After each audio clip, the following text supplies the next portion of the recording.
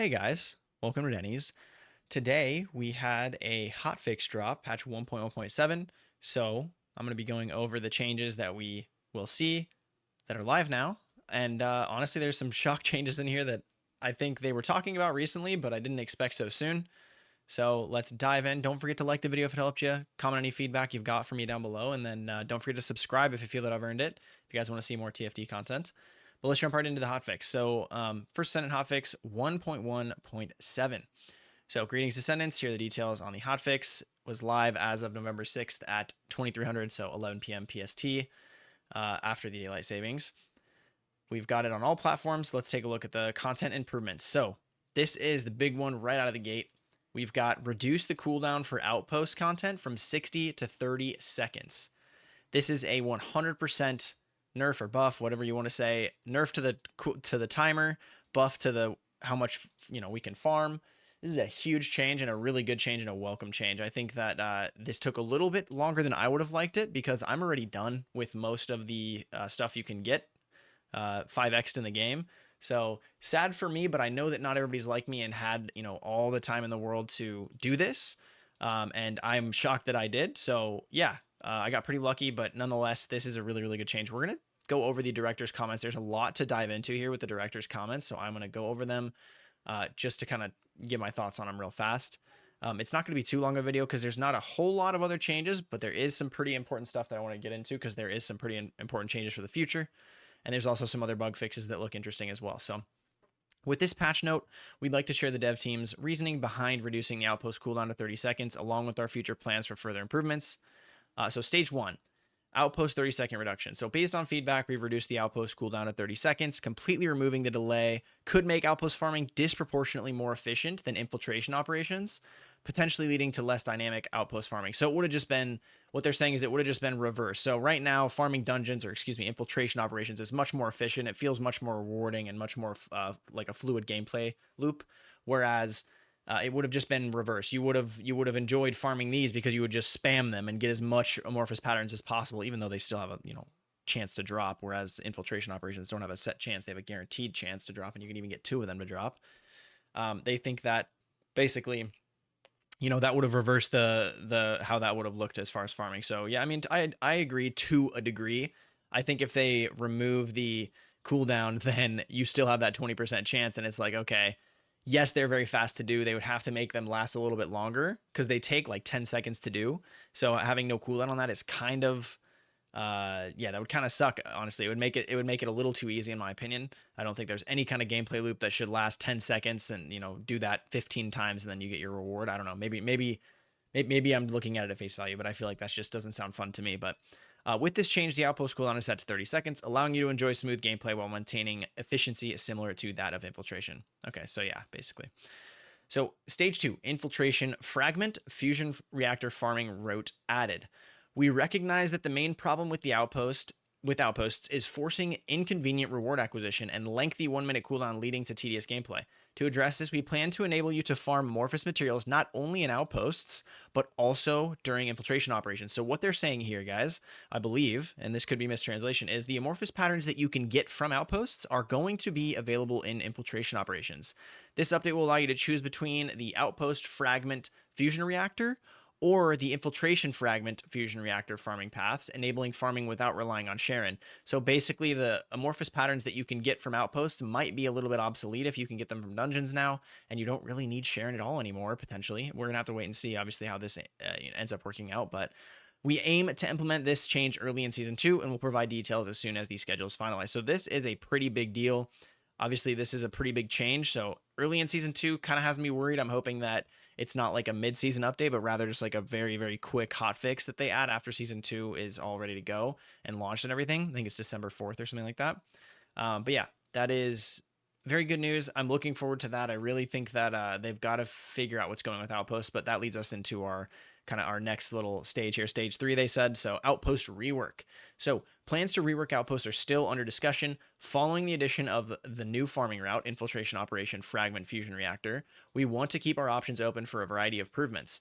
Our goal is to completely overhaul the role and gameplay of Outpost, aiming to improve them so they become more engaging content with continuous battles. That is very interesting. It sounds like completely the opposite of what they are right now. So it's going to be some kind of other end game system, but I'm just wondering, it sounds like they're starting from scratch with it, completely overhaul. So I really don't know. I can't really speculate as to what they're going to do. The fact that they're making it so all the amorphous patterns that you can get from Outposts are available from infiltration dungeons might give us a little bit of burnout on the infiltration operations, which I'm not too excited about. However, I've definitely done a lot of them, and I'm able to just turn on a Netflix show or hang out and chill and just do them over and over. They don't take a lot of skill if you have a good build, which is kind of the satisfying part about getting a good build going together. But yeah, we expect this change to lead to an increase in participation in infiltration operations, obviously. Additionally, to resolve the issue of long matchmaking times in infiltration operations, we have made plans to introduce a random matchmaking feature, so a looking for group or a random dungeon finder, if you will. With this feature, you'll be able to earn rewards for completing the selected infiltration operation, while the dungeon itself will be randomly matched. So you pick an amorphous pattern. Basically, what this is saying is you pick an amorphous pattern, you queue up to a random dungeon, you get that amorphous pattern from doing the random dungeon. This is actually a great change in my opinion, because this is going to make it so that all the dungeons are in the pool, the queue time is really, really low, and you can just jump in with a group of random people and meet some people, and then also do the dungeon real quick if you don't want to do it solo. So very good for a co-op experience, I think. And they say the goal is to reduce matchmaking times and provide pleasant multiplayer experience. Yeah, I would say that is absolutely what it looks like and what it will do. It'll probably achieve that goal, because that's pretty straightforward. We are preparing to implement the random matchmaking system on Season 2 update. Yes, the Season 2 update sounds like it'll go live with this looking for group or random dungeon finder or random infiltration finder. Besides improving the farming route for amorphous materials with the addition of infiltration operation fragment, fusion reactor route, we're always aiming to make efficiency improvements to farming as well as making it more engaging. So yeah, farming, obviously, it's farming. How engaging can it really be? Depends on how much you like what you're doing and how much you enjoy the build that you're playing that you created to do the farming, etc., etc. I really enjoyed using Sharon for Outposts, and it sucks to know that kind of I don't really need Sharon anymore, obviously, but hopefully they find Sharon finds a rework soon. That would be awesome. Let's go into some of the user interface changes real quick.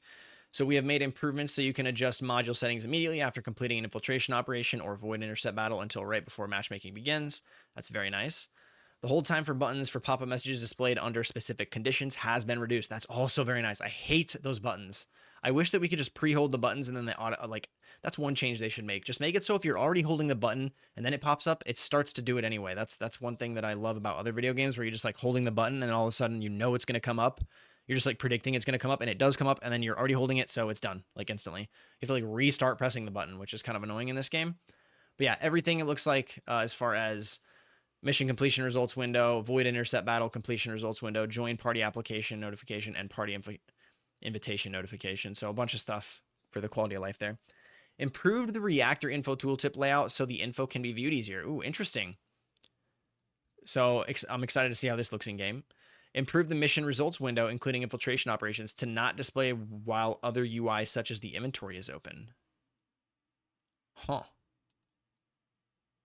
Okay, so that's whenever you would hit inventory, you would still see the mission results? I never had that happen, I don't think. Maybe, I don't know.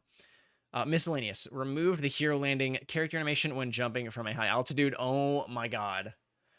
They removed the animation of falling from a high altitude wherever you just stuck there for 2 seconds. You can now transit to next action more quickly after landing. Transition to the next action. That's really cool. You used to have to shoot your gun or grapple before you landed, or do something like that, and now you just don't have to worry about that. That honestly, that never should have been there. So I'm glad that's a freaking, honestly, it's not a very big change, but it is a big change in my opinion, because that changes how annoying that is. Let's take a look at some bug fixes. So content, special operation defend Albion resource, fixed an issue where mission challenges related to the complete condition were not being counted correctly. Known issues, apologize for the inconvenience. 20 supply coins will be sent to Descendants who log in between Wednesday and Sunday. So 20 free supply coins will be sent between now and 4 days from now, 4 to 5 days from now. So if you want some supply coins, go get your free supply coins, log in real quick. For detailed information, please refer to the Defend Albion Resource Compensation Notice. Yeah. Okay. They made one for that if you want to check that out. I will link the patch notes in the description so you guys can see this for yourself. Special Operations Defend Albion Resource fixed an issue where siege and sniper monster spawn sounds were not playing. Okay, that's good. Didn't realize. Special Operation Task Squad mission. Fixed an issue where the task squad missions were not being cleared. Okay. Fortress Defend Albion Resources. Fixed an issue where monsters would not attack in specific locations. Okay. Invasion the Asylum. Fixed an issue where you could not join allies. Okay, never experienced that. Battle Pass challenges. Fixed an issue where some challenges were not being counted when completing Infiltration Operation Hard 400%. That's nice. Weapons and modules. Okay, this one is the interesting one in my opinion. I don't know if some of these are going to take effect and end up making the weapons work as intended or what's going on here, but let's read these real fast.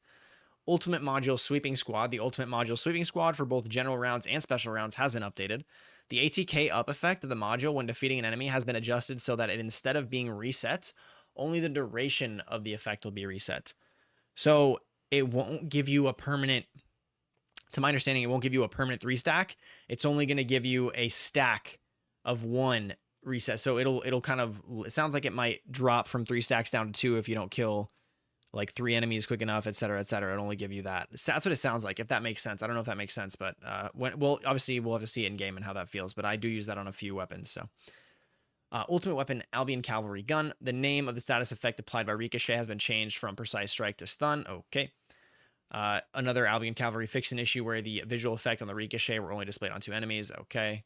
I did notice that. It was interesting because it was hitting everything. Fixed an issue where the visual effect on Ricochet was not clearly visible. I did see it. So they must have made it a little bit bigger, a little bit juicier. That's nice for the eyes. I love the dopamine that might provide. So excited for that one. Fixed an issue where this weapon's Ricochet did not activate on environmental objects in intercept battles. I wonder if that means like in Deathstalker, like the masks that you shoot. I bet you that's what it is, maybe. Final Masterpiece fixes. We've got a couple of them. An issue where the electric shock caused by pulsing shock did not activate on environmental objects in intercept battle. Same with that. So the Deathstalker masks and stuff like that. The orbs, the ice orbs from Gluttony. Fixed an issue where the electric shock visual effects of the pulsing shock effect when firing the weapon was displayed on only 1 target. Interesting. Another one from Final Masterpiece. Fixed an issue where the visual effects of Puddle of Indulgence triggered by Endless Indulgence. The poison pool disappears faster than its duration. I wonder if that's a buff. Maybe. Shadow buff. Another one for Final Masterpiece. Fixed an issue where enemies intermittently became immobilized when in the Puddle of Indulgence triggered by the Endless Indulgence effect. What? I never saw that. That's weird. And then for Final Masterpiece and Perforator, fixed an issue where some effects obstructed too much of the view. Yeah, they were pretty juicy in the animations, so definitely needed to lower that if they're not going to let us turn those off. Well, I think they do let you turn those off, actually. I'm sorry. They do let you turn explosions off, I think, but nonetheless, for yourself, yeah, it was a bit much. Smithereens and Piercing Light fixed an issue where the critical hit rate was displayed as fixed. What?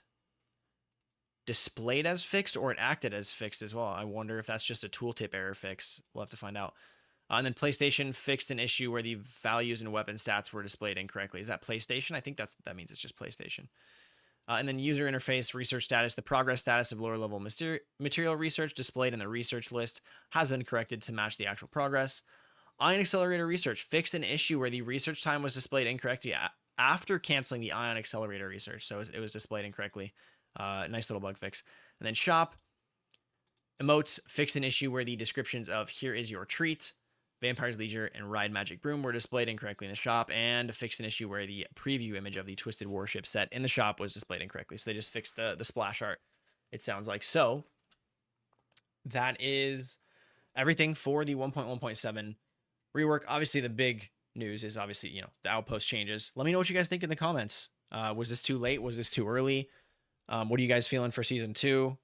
Have you guys been playing the game? I've been playing a lot of Call of Duty. I'm addicted, but I still jump on this game every now and then to cook some stuff. I've gotten in the process of 5xing all my weapons, obviously, so I need to jump on and cook everything within the crafting station. But nonetheless, I appreciate you guys for staying as far as you did into the video. I hope you guys have a great rest of your day, great rest of your week. I hope to see you guys on Twitch. Don't forget to join the Discord in the description below. Also my Twitch down there. But yeah, I'm out of here, guys. Have a good one. Peace out. Goodbye.